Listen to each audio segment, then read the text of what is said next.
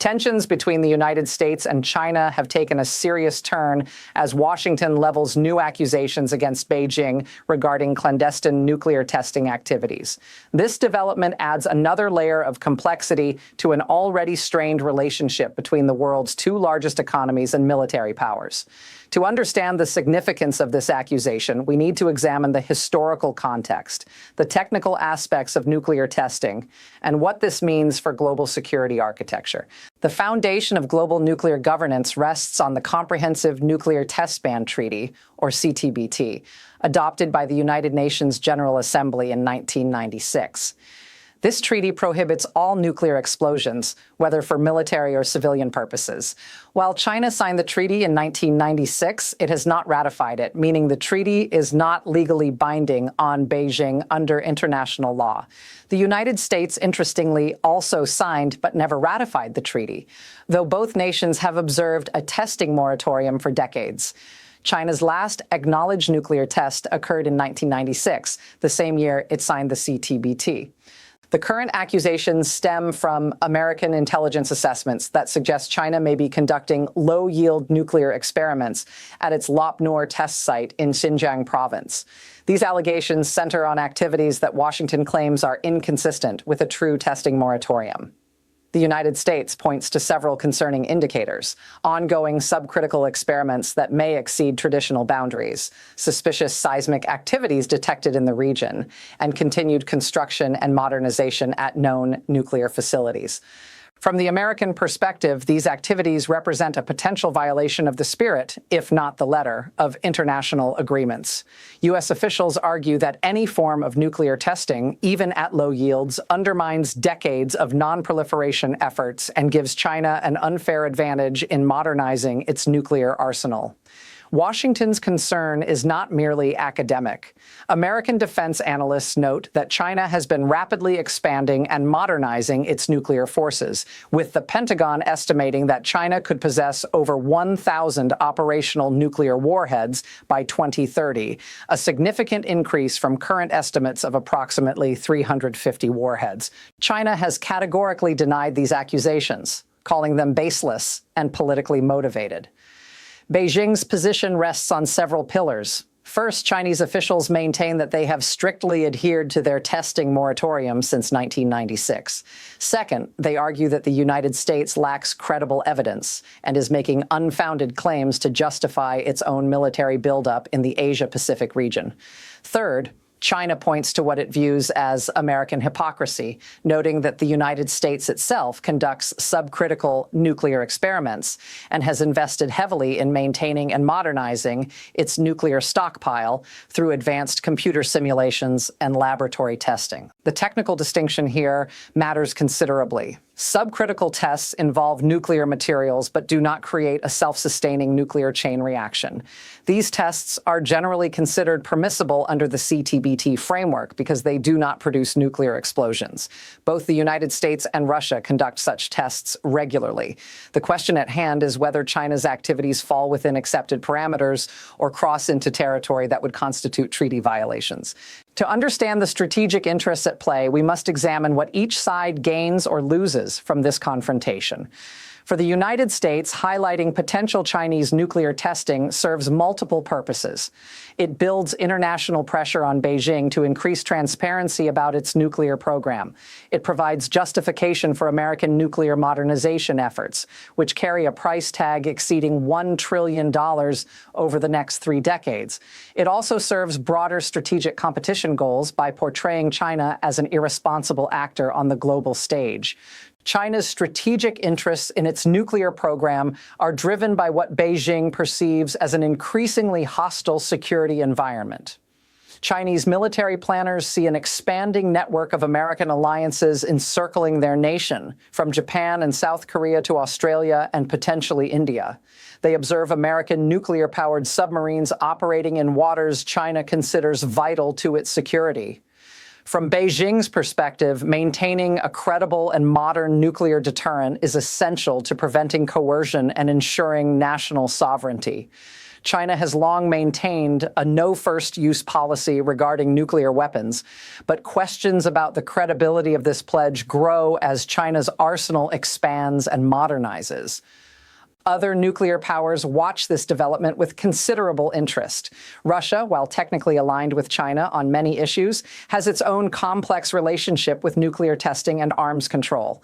Moscow suspended its participation in the New START treaty with the United States and has hinted at resuming nuclear testing if it deems such action necessary.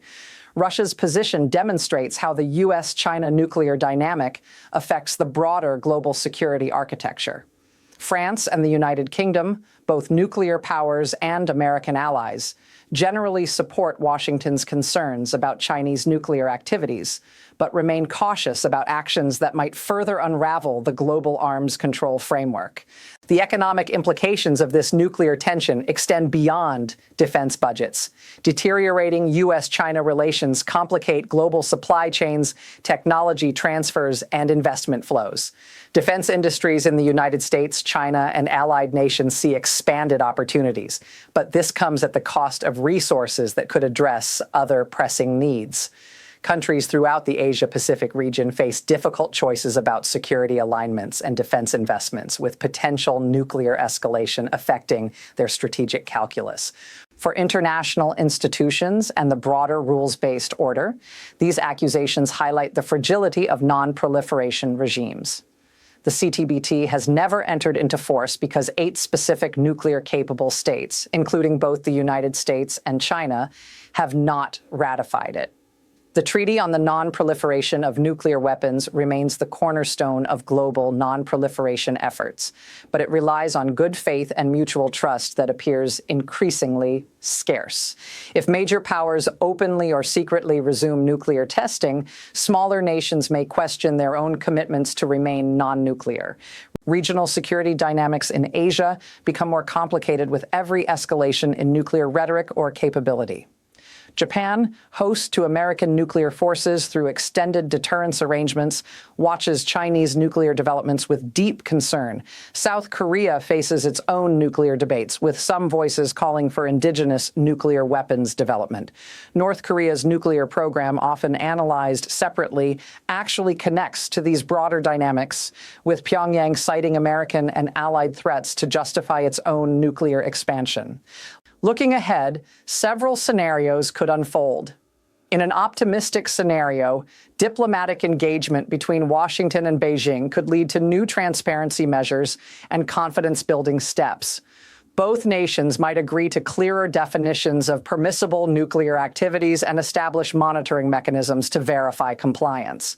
This path requires political will on both sides and a recognition that mutual vulnerability might be preferable to unconstrained competition. A more concerning scenario involves an action-reaction cycle where accusations lead to counter-accusations, transparency decreases, and both sides accelerate nuclear modernization efforts. Other nations might join this dynamic, either by expanding their own nuclear programs or by seeking nuclear protection from major powers. The global nuclear landscape could shift from relative stability toward unpredictable competition. The most dangerous scenario, though hopefully unlikely, involves actual nuclear testing resumption by one or more major powers. If China, the United States, or Russia conducts a nuclear test, it could trigger a cascade of responses. The CTBT monitoring system would detect such tests, creating international incidents with unpredictable consequences. Arms control treaties might collapse entirely, and the world could enter a new period of nuclear competition, reminiscent of the Cold War, but potentially involving more actors. The role of verification and monitoring technology cannot be overstated in this context. The CTBT established the International Monitoring System, a global network of sensors designed to detect nuclear explosions anywhere on Earth. This system includes seismic stations, hydroacoustic sensors in the oceans, infrasound detectors, and radionuclide monitoring stations. While highly capable, this system cannot definitively determine intent or distinguish between all types of underground activities. The technical ambiguity leaves room for both legitimate disagreement and political manipulation. What makes this situation particularly challenging is the absence of direct communication channels and trust between the major powers. During the Cold War, despite intense ideological rivalry, the United States and Soviet Union established hotlines, conducted regular dialogues, and eventually negotiated meaningful arms control agreements. Current U.S.-China relations lack similar depth in nuclear dialogue. The two nations have fundamental disagreements about strategic stability, with the United States favoring detailed arms control agreements and intrusive verification, while China prefers strategic ambiguity and minimal transparency about its nuclear forces. As this issue develops, the international community faces difficult questions about the future of nuclear governance. Can the existing framework of treaties and norms survive an era of renewed great power competition? What new mechanisms might be needed to provide transparency and build confidence in an age of advanced technology and growing arsenals? How can smaller nations protect their interests when major powers pursue nuclear policies that affect global security? The accusations against China regarding nuclear testing reflect deeper tensions about power security and the international order.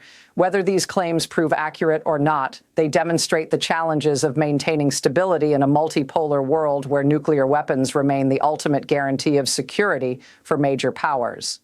The coming years will test whether diplomacy and institutional frameworks can manage these tensions or whether the world enters a more dangerous period of nuclear competition.